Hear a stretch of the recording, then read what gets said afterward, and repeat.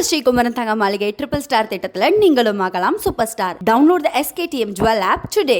மதுரையில் நாளை காலை நடைபெறவுள்ள திமுகவின் பொதுக்குழு கூட்டத்திற்காக அண்ணா அறிவாலயத்தின் முகப்பை போன்று பிரம்மாண்டமாக அரங்கம் அமைக்கப்பட்டுள்ளது.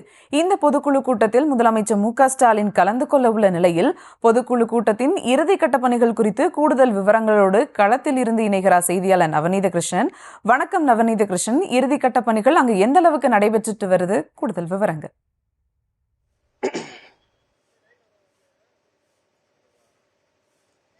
சினிமா, அரசியல், ஆன்மீகம் இது மூன்றுக்குமே பெயர் போன ஒரு ஊராக பார்ப்போம் என்றால் தொன்மையான மதுரை மாநகரிலே நாளை பார்த்தோமானால் காலை நாம் நிற்கக்கூடிய இந்த பகுதி, அதாவது மதுரை ஒத்தக்கடை அருகே இருக்கக்கூடிய உத்தங்கடை பகுதியில் அனைவருமே எதிர்பார்க்கக்கூடிய திமுகவுடைய பொதுக்குழு கூட்டம் இங்கே நடைபெறுகிறது. சென்னையில் இருக்கக்கூடிய அறிவாலயத்துடைய முகப்பு போன்றே மிக பிரம்மாண்டமாக அமைக்கப்பட்டு செயற்கை தரைகள் உள்ளானவைகள் இங்கே வைக்கப்பட்டிருக்கின்றன. திமுகவுடைய பொதுக்குழு கூட்டம் நடைபெறக்கூடிய இந்த பகுதியை பார்த்தோமானால் ஒரே நேரத்திலே சுமார் 7000 நபர்கள் இங்கே உள்ளே அமரக்கூடிய வகையில் அதற்கான ஏற்பாடுகள் செய்யப்பட்டிருக்கின்றது. நான் ஏற்கனவே சொன்னது போல இந்த முகப்பு பகுதியிலே செயற்கை புல்கள் மட்டுமின்றி இயற்கையாகவே இருக்கக்கூடிய வகையிலே அந்த புல் செடிகள் ஆனது இங்கே அமைக்கப்பட்டிருக்கின்றது. அதே போன்று ஒருபுறம் தமிழக முதல்வர் ஸ்டாலின் அவர்களுடைய உருவப்படமும் அங்கே அண்ணா அறிவாலயத்தில் இருப்பது போன்ற தந்தை பெரியார், பேரறிஞர் அண்ணா, முன்னாள் முதல்வர் கலைஞர் கருணாநிதி ஆகியோருடைய சிலைகள் இருப்பது போன்று தத்ரூபமாக இங்கே அமைத்திருக்கிறார்கள்.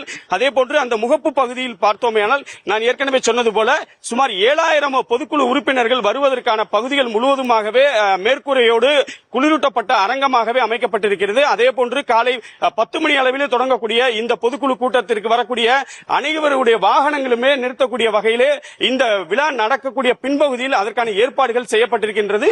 தற்போது நமது ஒளிப்பதிவாளர் காட்சிப்படுத்தக்கூடிய காட்சியை பார்த்தோம். கடந்த 4 ஆண்டுகளுக்கு மேலாக தமிழக முதல்வர் அவர்களுடைய சீரிய திட்டத்திலே பொதுமக்கள் பயனடைந்த திட்டங்கள் குறித்ததான பதாகைகள் அமைக்கப்பட்டிருக்கின்றன. பொதுக்குழு கூட்டத்திற்கு வரக்கூடியவர்கள் எளிதில் காணும் வண்ணமாக தமிழக அரசுடைய செயல் திட்டங்கள், குறிப்பாக பார்த்தோமேனால் பேறுகாலத்தில் இருக்கக்கூடிய பெண் காவலர்கள் காக்கி நிற சேலை அணியும் போது அவர்கள் தோள்பட்டையில் அவர்களின் பதவியை குறிக்கும் பட்டையை அணிய அனுமதி உள்ளிட்ட அனைத்து தமிழக அரசுடைய செயல் திட்டங்களுமே இங்கே அமைக்கப்பட்டிருக்கின்றன. அதே போன்று முகப்பு பகுதியிலே தமிழக முதல்வர் கருணாநிதி மற்றும் துணை முதல்வர் ஸ்டாலின் அவர்கள், உதயநிதி ஸ்டாலின் அவர்களுடைய உருவப்படங்கள் பொறிக்கப்பட்டிருக்கக்கூடிய அந்த அரங்கத்தின் வாயிலாக பொதுக்குழுவிலே கலந்து கொள்ளக்கூடிய உறுப்பினர்கள் செல்லும் போது அவர்களுக்கான தனி அரங்கங்கள் இங்கே அமைக்கப்பட்டிருக்கின்றன. அந்த அரங்கங்களிலே ஒவ்வொருவரும் அவர்களுடைய பதிவுகளை செய்து கொண்டு அவர்களுடைய மாவட்டத்திற்கான எந்த பகுதியில் செல்ல வேண்டும் என்பதற்கான அமைக்கப்பட்டிருக்கிறது. பொதுக்குழு கூட்டம் முடிந்த பிறகு சுமார் 7 நுழைவு வாயில்களோடு கூடிய பிரம்மாண்ட உணவு கூடம் அங்கே இருக்கிறது. ஒரே நேரத்தில் சுமார் 3000 நபர்கள் அமர்ந்து மதுரைக்கே உரித்ததான அந்த அசைவ உணவை உண்டு மகிழும் வண்ணமாக ஏற்பாடு செய்யப்பட்டிருக்கிறது.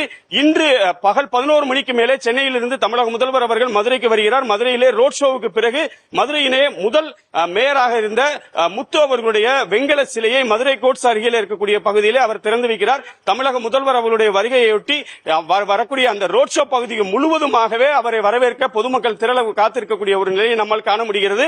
இறுதிக்கட்ட பணிகள் ஒருபுறம் நடைபெற்று வந்தாலும் தற்போது நம்மால் பார்க்க முடிகிறது அந்த புல்வெளிகள் உள்ளிட்ட பகுதிகளிலே மாநகராட்சியுடைய தூய்மை பணியாளர்கள் தீவிரமாக செயல்பட்டு வரக்கூடிய காட்சியை நம்மால் காண முடிகிறது. அதே போன்று சுமார் 100 அடி உயர திமுகவுடைய கொடிக்கம்பம் பட்டொலி வீசி பறக்கக்கூடிய காட்சியை நம்மால் காண முடிகிறது. இரவு வேளையிலே பார்த்தோமேனால் கண்ணை கவரும் வகையிலே மின்னொளி அலங்காரத்தோடு லேசர் ஒளியோடு காண்போரை இது ஒரு சுற்றுலா தலமா என்கின்ற வகையிலே அவர்கள் காணக்கூடிய ஒரு நிலையை நம்மால் காண முடிகிறது. மொத்தத்தில் நடந்து முடிந்த சித்திரை திருவிழா ஒருபுறம் இருந்தாலும் தற்போது அரசியல் திருவிழாவாகவே பார்க்கக்கூடிய வகையில் திமுக தலைவராக மு.க. ஸ்டாலின் அவர்கள் பொறுப்பேற்ற பிறகு சென்னைக்கு வெளியே நடக்கக்கூடிய முதல் பொதுக்குழு கூட்டமாக இது பார்க்கக்கூடிய வகையிலே 2026ஆம் ஆண்டு தேர்தல் ஒரு திருப்பு முனையாக அமையுமா, மதுரையில் நடக்கக்கூடிய இந்த பொதுக்குழு கூட்டம் எந்த வகையில் அமையும் என்பது அரசியல் வட்டாரங்களில் பெரும் பேசுபொருளாக இருக்கிறது. மொத்தத்தில் நாளை நடைபெறக்கூடிய பொதுக்குழு கூட்டத்திற்கான ஏற்பாடுகள் மிக பிரம்மாண்டமாக நடைபெற்று வருவதை நம்மால் காண முடிகிறது. சுபா, களத்திலிருந்து விவரங்களை வழங்கியமைக்கு நன்றி நவநீத கிருஷ்ணன். நம்ம ஸ்ரீகுமரன் தங்க மாளிகை ட்ரிபிள் ஸ்டார் திட்டத்துல நீங்களும் ஆகலாம் super star. Download the SKTM jewel app today.